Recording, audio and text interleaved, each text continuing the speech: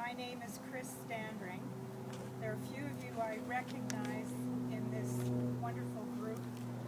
I met Emmanuel a couple of years ago when I did a story for the Edmonton Journal about him and his experience. And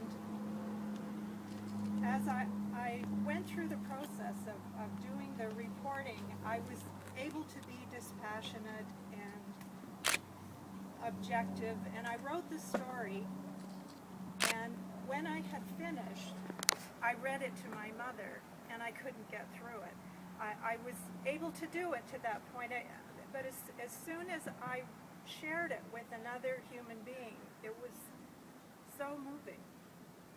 What inspires me and inspires others in our group called Yego Canada is the hope and the promise of the organization that Emmanuel and his wife have started from nothing. They work out of their home. They put in hours and hours visiting people who have been traumatized by the genocide, who have survived. There's a whole generation of young people who are orphans, of widows whose husbands were killed, women who were raped, and the children are their offspring, and in the process many of them contracted HIV.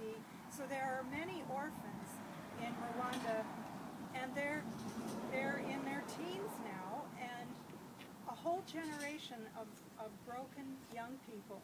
And Emmanuel and his wife and others in Rwanda and those of us here in Canada are trying to help them put their lives back on track.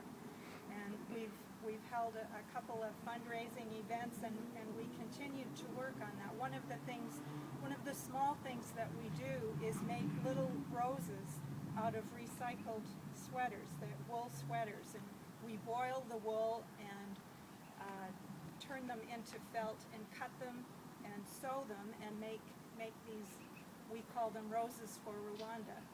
And it's just one of the small grassroots kind of efforts that are going on here in Canada as we try to support the work of Emmanuel and his wife. I have some pamphlets here if you are interested in learning more about Yego Canada and Yego Rwanda. Also, you can go to our new website. It's www.yegorwanda.org.